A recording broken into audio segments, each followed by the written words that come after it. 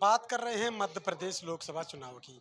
मध्य प्रदेश लोकसभा चुनाव में बहुजन समाज पार्टी में लगातार खासकर ग्वालियर और चंबल क्षेत्र में अभी बात करें तो मुरैना सोपोर लोकसभा में अभी कांग्रेस को छोड़कर यहाँ पर जो वैश्य वर्ग के एक रमेश गर्ग जी केएस ऑयल इसके लिमिटेड के मालिक हैं, शरद चके अग्रवाल महासभा के, वो यहाँ पर ज्वाइन हुए। साथ ही ग्वालियर में कांग्रेस छोड़कर एक ब्लॉक अध्यक्ष जो कि गुर्जर समाज से आते हैं वो भी यहाँ पर ज्वाइन हुए हैं। तो क्या कुछ अध्यक्ष जी के बीच बातचीत हुई है उनसे और किस प्रकार से वो चुनावी एजेंडे में शामिल होकर और बसपा से चुनाव लड़ रहे हैं, तमाम मध्य प्रदेश की जानकारी हम आपके लिए लेकर आ रहे हैं। तो बने रहिए हमारे साथ। अध्यक्ष जी आपका स्वागत। धन्यवाद दीपक भाई। 2024 का लोकसभा चुनाव है। इस चुनाव में किन एजेंडों को लेकर खासकर बहुजन समाज पार्टी मध्य प्रदेश में चुनाव लड़ने जा रही है? देखिए, बहुजन समाज पार्टी का एजेंडा पूरे देश के जो मुद्दे हैं उन मुद्दों के साथ साथ प्रदेश में भी कुछ क्षेत्रीय समस्या हैं, चाहे वो रोजगार की हो, चाहे लॉ एंड ऑर्डर की हो, चाहे शिक्षा नीति की हो, चाहे छात्रों की छात्रवृत्ति की हो, अस्पतालों की हो, और ग्रामीण में हमारे बहुसंख्यक किसान भाई रहते हैं, उन किसानों की भी ऐसी समस्या हैं। उनकी एमएसपी अभी तक लागू नहीं हुई है, किसानों की फसल का उचित दाम उनको नहीं मिल रहा है, इस वजह से वो काफ़ी परेशान रहते हैं। और तमाम ऐसी सरकारी विभागें हैं जिनका निजीकरण भारत सरकार कर रही है, और कहीं ना कहीं मध्य प्रदेश में तृतीय श्रेणी और चतुर्थ श्रेणी जगहों को भी उन्होंने ख़त्म कर दिया, आउटसोर्सिंग से शुरू कर दिया है। ये सब कहीं ना कहीं हम लोगों को एक गुलामी की ओर अग्रसर कर रही हैं, क्योंकि हमारे लोग जब उनके लिए रोजगार, धंधे, पढ़ाई, शिक्षा सब खत्म हो जाएगा तो कहीं ना कहीं हम लोग परेशान और पीड़ित रहने लगेंगे। ये मुद्दों को लेकर आदरणीय बहन कुमारी मायावती ने पूरे देश में बिगुल फूंका हुआ है, और उसी के अनुसार बहुजन समाज पार्टी ने मध्य प्रदेश में भी जो नीति है सर्वजन हिताय सर्वजन सुखाय, उस नीति को आधार मानकर सभी समाज के प्रमुख लोगों को जो कहीं ना कहीं चुनाव जीतने में सक्षम है, उनको माननीय बहन कुमारी मायावती ने अपना आशीर्वाद देकर बहुजन समाज पार्टी ने उनको टिकट देने का काम किया है। अभी हाल ही में ग्वालियर और मुरैना लोकसभा की बात करें तो दोनों ही कांग्रेस से आए हुए प्रत्याशी हैं। क्या कहीं किसी प्रकार का ऐसा तो नहीं लगा चुनाव में आ गए, चुनाव जीतने के बाद कहीं पार्टियां फिर छोड़ दें तो पार्टी को फिर से नया कोई ढूंढना पड़े अगले चुनाव में, ऐसा भी कुछ लगता है? नहीं, ऐसा नहीं है।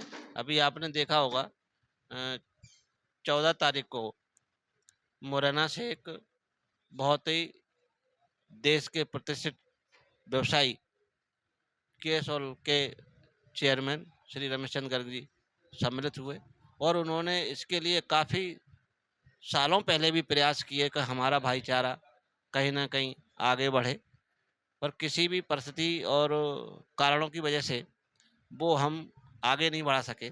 पर इस बार हम लोगों ने अपनी तरफ से भी पहल की, और इनके पहले से भी प्रयास थे, उन प्रयासों का मिलन हुआ, तो आदरणीय बहन कुमारी मायावती ने इसको अपनी मोहर लगाने का भी काम किया। और जब मोहर लग गई तो आपने देखा होगा इन्होंने कहा कि अब हम चुनाव हारे या जीते वो अलग विषय है, पर मैं बहुजन समाज पार्टी में आजीवन रहूंगा और इसी पार्टी के लिए अब मैं काम करूंगा।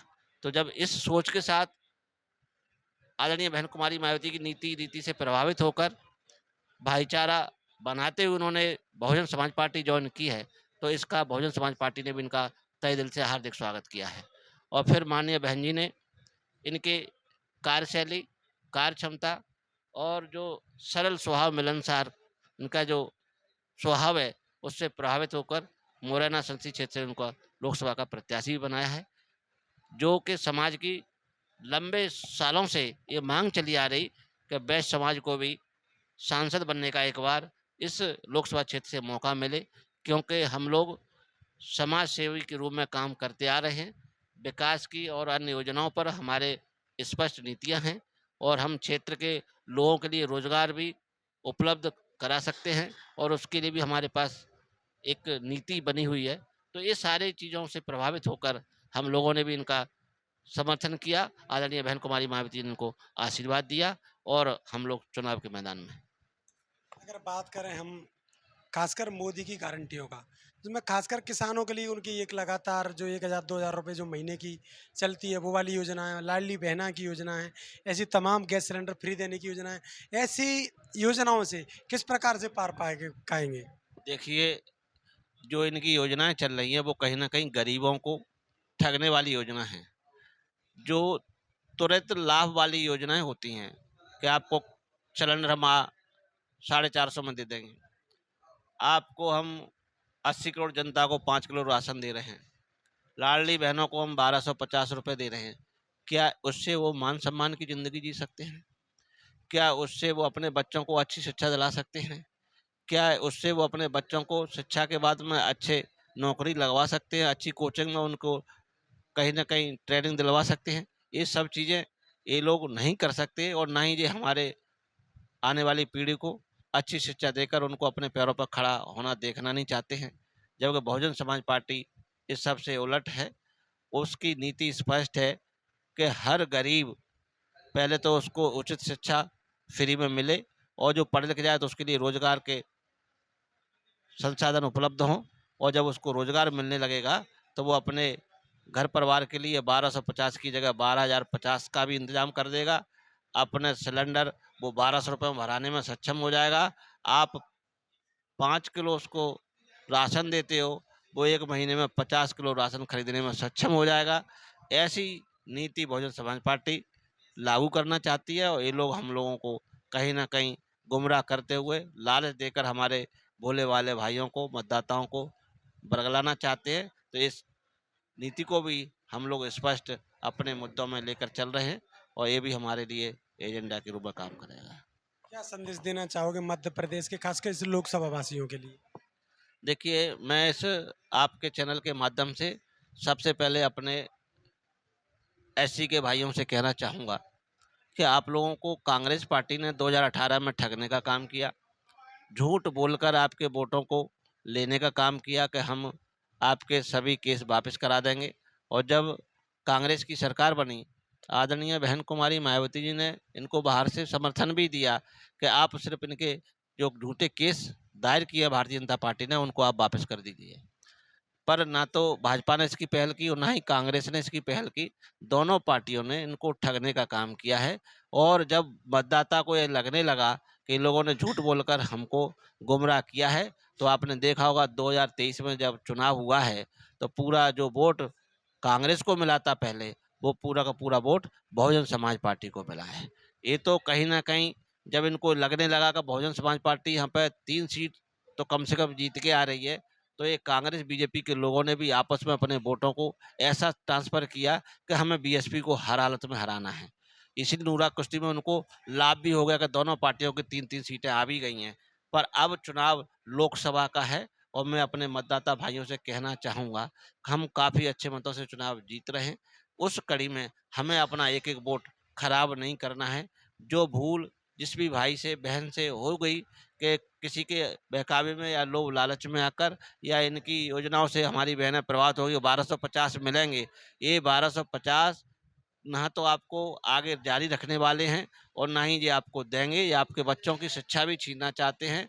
आपको भी इन पैसों के लालच में आपके काम धंधे को भी चौपट करना चाहते हैं। आपको इन चीज़ों से सावधान रहना है। आपकी इन गुमराह करने वाली नीतियों से सावधान रहना है और अपना एक-एक वोट हाथी के सामने वाला बटन दबाकर जो माननीय बहन कुमारी मायावती जी ने श्री रमेश चंद्र गर्ग जी को आशीर्वाद दिया है, उनको बहुजन समाज पार्टी का प्रत्याशी बनाया है, तो 7 मई को आप हाथी के सामने वाला बटन दबाकर अपने प्रत्याशी को दिल्ली भेजने का काम करें और इनका एजेंडा साफ है। इस क्षेत्र का सबसे पहले विकास हो, इस क्षेत्र में पर्यटन के कुछ नए आयाम स्थापित हों, इस क्षेत्र में अच्छे कॉलेज और स्कूल भी खुलें जिससे यहाँ की जो शिक्षा नीति है और शिक्षा का स्तर है उसमें सुधार हो सके। अगर शिक्षा के स्तर में सुधार हो जाएगा तो इनको कैंपस के माध्यम से और अन्य कंपनियों में अच्छी-अच्छी नौकरियाँ मिल जाएँगी, तो इनको रोज़गार के भी संसाधन उपलब्ध होने लगेंगे।